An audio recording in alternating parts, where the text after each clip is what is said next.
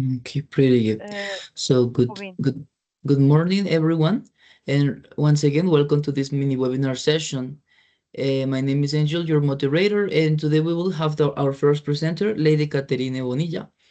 Remember, lady, that you will have 8 minutes for the mini webinar. You can start the presentation now. Okay, thank you so much. Good morning, everybody. My name is Lady Bonilla. Today, I would like to invite you to reflect on a relationship that, although increasingly recognized, it still doesn't receive the attention it truly deserves. The connection between the physical exercise and mental health. In a world that moves at a high speed, filled with stress, anxiety, anxiety, and emotional overload, understanding this leak is essential for our overall well-being. Uh, when we talk about exercise, we often think of the physical benefits, controlling weight, improving strength, increasing endurance, or look better in the mirror. But exercise is more than that. It is, in fact, one of the most powerful and accessible tools we have to take care of our minds. The biggest beneficiary of the movement is the brain. Every time that we move, our body activates a series of chemical processes that directly affect how we think, feel, and respond. During the physical activity, the brain releases dopamine, serotonin, and endorphins, also known as the happiness neurotransmitters. Those molecules act as a natural antidote to the emotional tension, improve mood, and even reduce the perception of the pain. But science goes further. Recent studies show that exercise increases the production of BDNF. What is that? An, an, a neurotrophic factor that protects and regenerates neurons. Simply put, when we exercise, our brain becomes stronger, healthier, and age more slowly. Now, exercise an antidote to anxiety and stress. We live in an age where anxiety has become normalized. Many people experience constant worry, muscle tension, trouble focusing, or even physical discomfort. Exercise works like a natural release valve for a state. When we move, the body regulates levels of cortisol, the stress hormone. A break between a minute walk, a dance session, gentle stretch, or moderate strength workout can significantly reduce the physical activation associated with anxiety. In addition, exercise interrupts repetitive patterns, what we usually call overthinking, because it shifts our focus to present breathing, movement, body sensation. It becomes a form of meditation in emotion.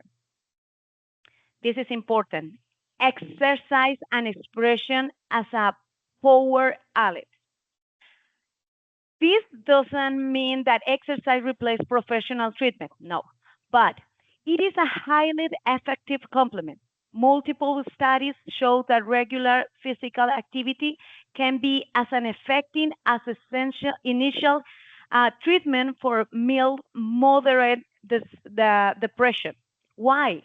Because exercise boosts motivation and energy, enhance the sense of achievement, introduce a structure and routine, connect individuals to social space, nature, and other or themselves.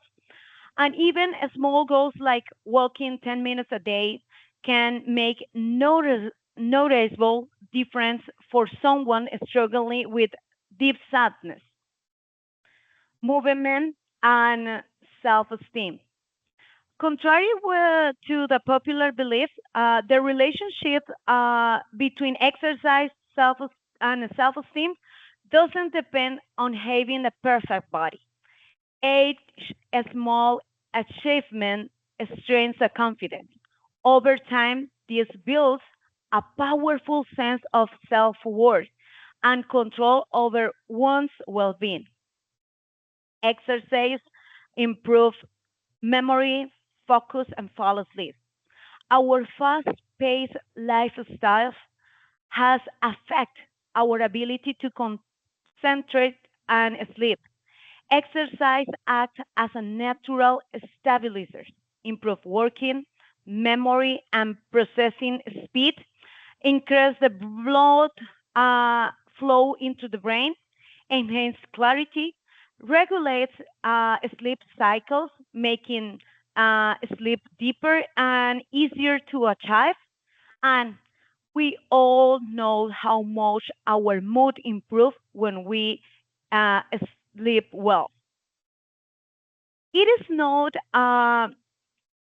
about hours, it is about consistencies. One important point: you don't need intense or long workouts. No gym is required, no expensive gear, no perfect routine. What truly transforms mental health is consistency. Consistency. Walk 20 or 30 minutes, dancing a few times during the week, ju- do yoga at home, basic body weight exercise, all of it counts. The body appreciates every minute that you dedicate to movement, and the mind appreciates it even more.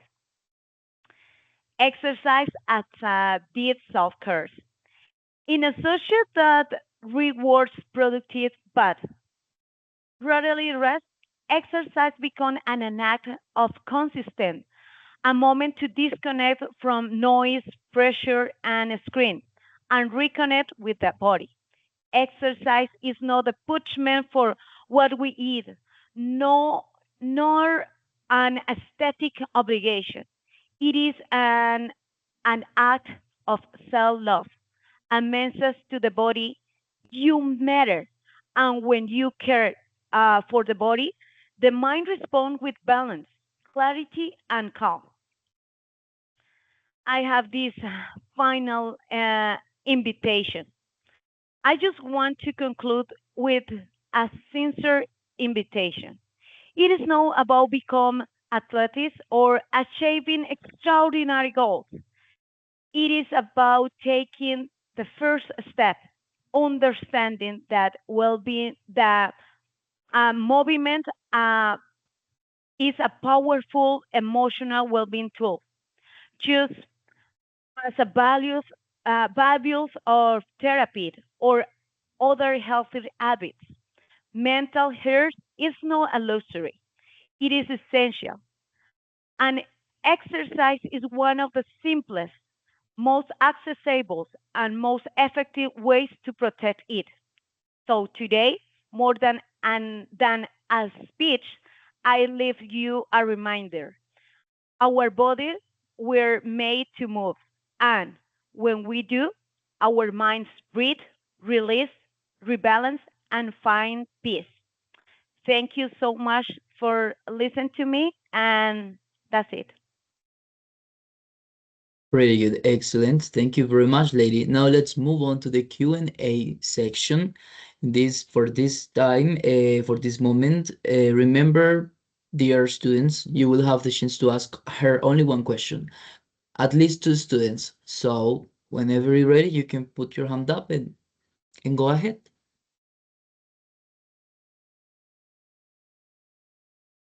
I have a question. Thank you. Okay, Um, please.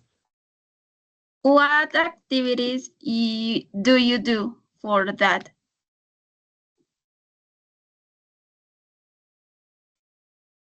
I usually do exercise in home.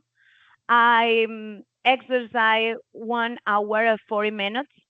it's not necessary to do it every single day. The important thing is that you have that connection 3 times a week or 4 times a week.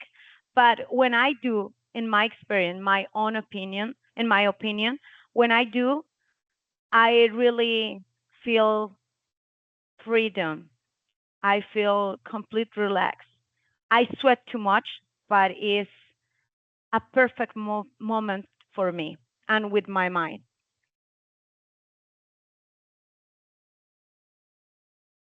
Thank you very much. Now we have the second participant. Second question. Go ahead, Lynn, please.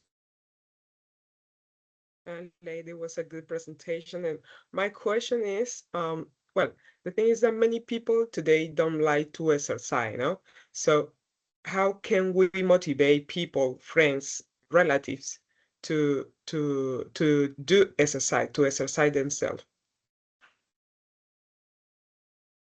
Well, I want to say this. The exercise or do exercise or improve your mind with exercise is not something that you can push. It's something I feel the born that is inside of you. So the thing is that you can say make an example when somebody see you doing or making your exercise that you looks better, you looks happy, they can maybe can say, "Hey, you know what? I want to do like her. I want to feel like that. I I don't know. She feel more activate. She feel like I told you before. All this exercise um, produce serotonin and endorphin and all these things in our body. So when somebody else can see it, I think that is the best way to contagious our friends to do it.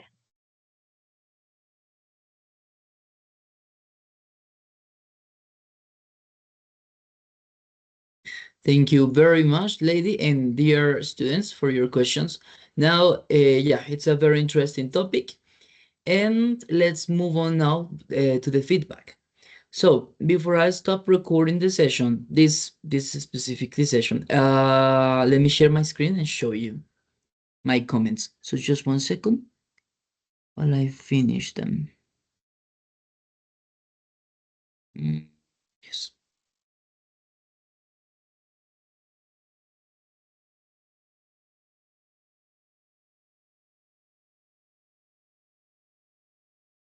This one. All right.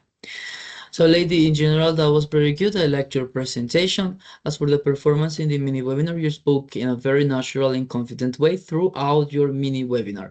Since you did not rely on reading, your presentation sounded smooth and authentic. This helped maintain audience engagement, also showed strong preparation and control of your topic.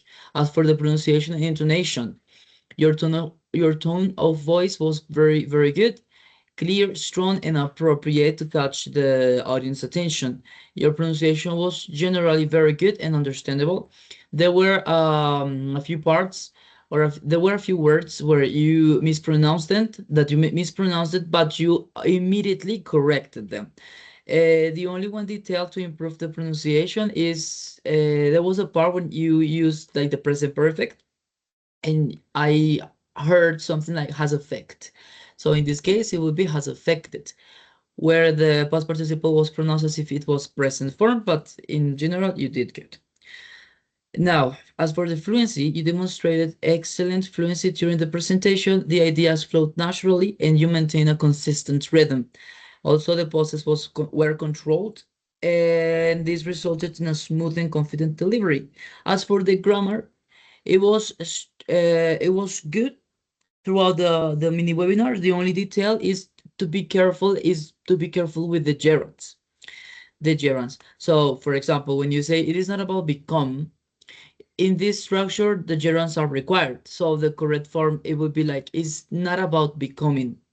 Besides this minor point, your overall performance was pretty good in these aspects, grammar and vocabulary. Okay, pretty good. Now let me proceed. Stop the recording.